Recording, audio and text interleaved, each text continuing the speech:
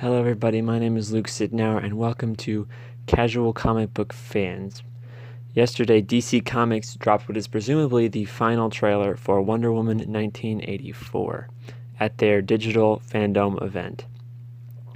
In this video, I will be breaking down that trailer for you, so just sit tight and let me do the work. The trailer opens with a juxtaposition between young Diana, it looks like she's training in some sort of arena on Themyscira, and adult Wonder Woman running through the street. Now notice her suit, the red and the blue are a lot more brighter and more defined compared to her look in other movies like Justice League or the original Wonder Woman or even Batman vs. Superman. In those movies, the color on her suit, on her armor, seems a lot more muted, whereas in this one it's a lot brighter. Then we see Wonder Woman lassoing the lightning. In some versions the character can fly, but it seems like in this version she can't because she's lassoing the lightning. I think it was ambiguous whether or not this version of Wonder Woman could fly in the other movies, but I think this definitively confirms that she can't, because if she could fly, why is she swinging from the lightning? On that note, we get neon logos for both Warner Brothers and DC Comics. In this next scene, we meet Maxwell Lord, one of the villains of this movie, played by Pedro Pascal from The Mandalorian, and he is addressing the world. Now we know this is an international address because this shot looks like it's from Japan based on some of the signage. And based on some other shots in the trailer, I'm willing to bet that Maxwell is either the President of the United States in this movie or someone very close to the President.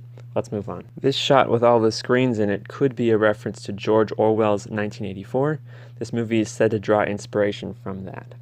Maxwell Lord is offering people their deepest desires, a very similar premise to the Stephen King novel, Needful Things. Yes, welcome to Casual Experts, where everything can be connected back to Stephen King. When we hear Maxwell's voiceover say, "Anything you can dream of, you can have," we see this shot of Steve Trevor. Now, because we know he died in the last movie, it's reasonable to assume that Steve's presence in this movie can be linked to whatever magic Lord has tapped into. Also, if you take a closer look at the clothes that Steve and Diana are wearing in this scene, and then if you look at the scene with them by the reflecting pool in Washington, D.C., it seems that it's the same night because they're wearing the same clothes, which would imply that they left from Maxwell's party to the reflecting pool in D.C., which indicates that either Maxwell's party is somewhere near DC or in DC itself, again supporting the idea that he holds some position of political power. Then if you look at the scene with Wonder Woman fighting the dudes in the White House, if you look very closely at the bottom corner of the screen, you'll notice Maxwell Lord. Again, if he's in the White House, he probably has a high-ranking political position. Now, in what looks to be the same scene, we see Barbara Minorva, the woman who would later become Cheetah, confronting Wonder Woman.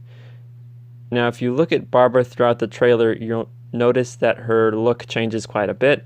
My theory is that her evolution into Cheetah is a gradual one that will progress throughout the movie. Now, this scene with the truck flipping is one that we saw in early leaked set photos. And this part with the airplane is something that's confusing me a bit. At first, it seems like they're using the plane to run away from somebody, but later, in what looks to be the same plane, they're just casually watching fireworks. So I don't know. Comment below with whatever your theories about this scene are. In some versions of the comics, Maxwell Lord has telepathy, and that is what I believe to be happening in this scene here. Then, in the final scene of the trailer, we see Cheetah swinging from downed electrical wires, a callback to one of the first scenes in the trailer with Wonder Woman swinging from lightning bolts. And I really love how ugly Cheetah's look is in this movie. Then we see Wonder Woman say, "Barbara, what did you do?" But if you look closely, you can see that she is looking up at something. My theory is that Wonder Woman is not reacting to Cheetah, but rather something that Cheetah unleashed, maybe some mythical creature of some kind. That explains why she's wearing this Kingdom Come armor. And now that is the breakdown for the final trailer for Wonder Woman 1984. Now, DC also dropped the trailer for The Batman, and I'll probably be getting that in the days to come, so make sure you're subscribed so you don't miss out on that.